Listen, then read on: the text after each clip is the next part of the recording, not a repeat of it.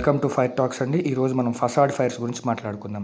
Facade అంటే building పైన ఉండేటువంటి స్కిన్ అనమాట. అందంగా కనిపించడం కోసం మన బిల్డింగ్కి మనం రకరకాల డెకరేటివ్గా మనం బయట కన్స్ట్రక్ట్ చేసుకునే మెటీరియల్.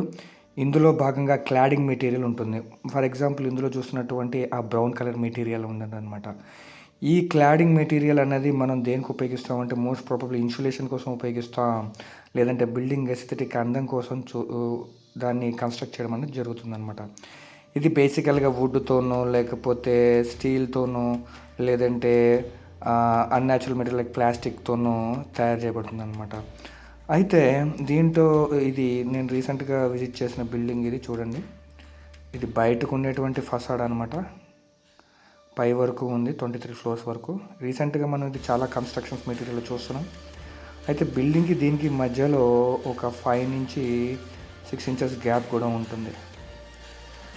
బిల్డింగ్ చాలా అందంగా కనిపించడం కోసం మనం ఇలా చేసుకుంటాం అనమాట. అయితే దీంతో ప్రాబ్లం ఏంటంటే ఈ రకంగా ఫైర్స్ అనమాట. బిల్డింగ్కి దగ్గరలో ఏది అంటుకున్నా అది కార్ అవ్వచ్చు, డస్ట్బిన్ అంటుకోవచ్చు.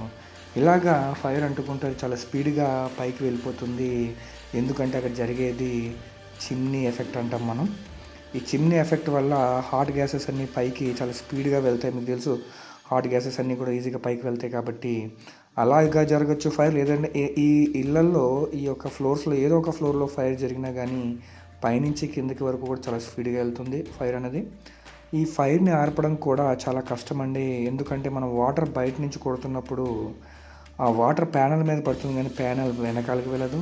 ఫర్ ఎగ్జాంపుల్ మీరు చూసుకోవచ్చు, చాలా అడ్వాన్స్డ్గా కట్టిన బిల్డింగ్స్ కూడా ఇదే ప్రాబ్లం. సో ఇలాంటివన్నీ కూడా మనం చాలా జాగ్రత్తగా చూసుకోవాలి.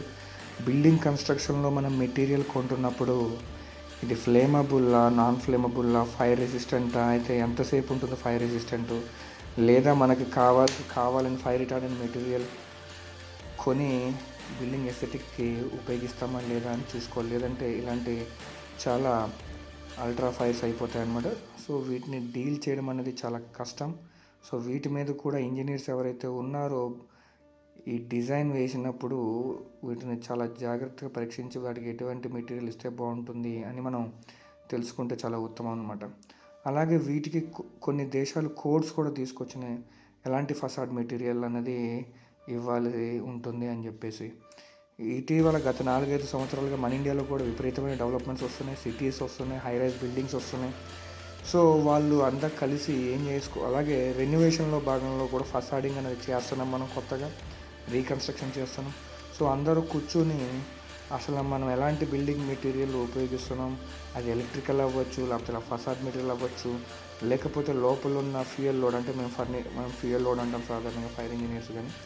సో లోపల ఫ్యూయల్ లోడ్ లేకపోతే ఫర్నిషింగ్ మెటీరియల్ ఇలాంటివి ఉపయోగిస్తున్నాం అనేది మనం ఖచ్చితంగా వాటిని చూసుకొని మనం చేసుకోవాల్సి ఉంది. లేదంటే ఇంత డివాస్టేటింగ్గా దాని యొక్క ప్రమాదం అనేది ఉంటుందన్నమాట. Thank you very much.